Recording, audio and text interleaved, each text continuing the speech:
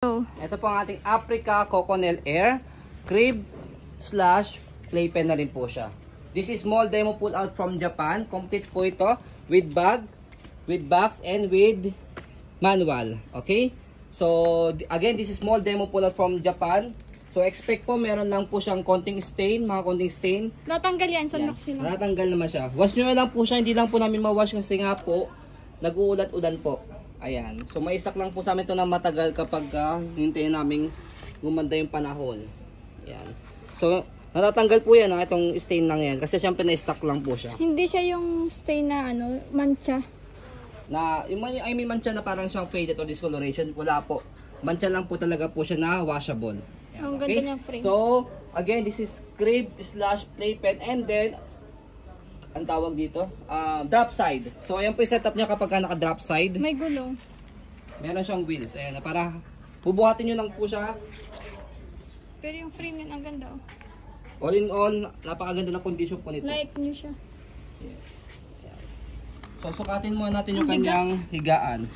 So, yung kanyang higaan sa haba po niya, sa loob by centimeter, 90 centimeter sa loob.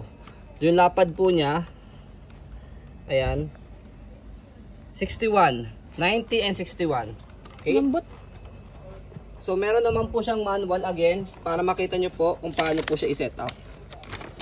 So, kami po kasi kahit wala ng manual, kaya na namin siya i-set up kasi kabisado na namin Ang ganda nito, ang kapal. Ayun. Yes, malambot.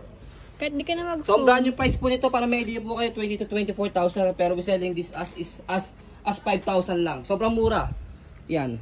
Sobrang mura kung bibili kayo ng brand new. Lalaban nyo lang po siya, lilinisin nyo lang po siya, that's all. May Africa ka na. Ang laki na natipid po ninyo. Yan, kompleto pa. Wala pa siyang issue. So, next natin, ayan, sa pag-angat po sa kanya. So, press nyo lang po dito sa dalawang side. And then, angat nyo lang po siya. Walang crack yan. Mag-click naman po siya, yan, Africa. Pag pinilay pen. Yan. Pag playpen yan, bababa nyo lang po ito. Ang taas niya kung playpen, hindi talaga makakaano yung anak nyo. Diba ang taas niyan? Sukatin mo nga yung taas. Bababa nyo lang po yan. Mataas po ito, hindi malalaglag yung baby po ninyo, hindi siya makakaakyat. Matangkad ba yung tao sa Japan? Yan o. Taas o. Kasi ang taas eh. Hanggang pusod ko. Yan.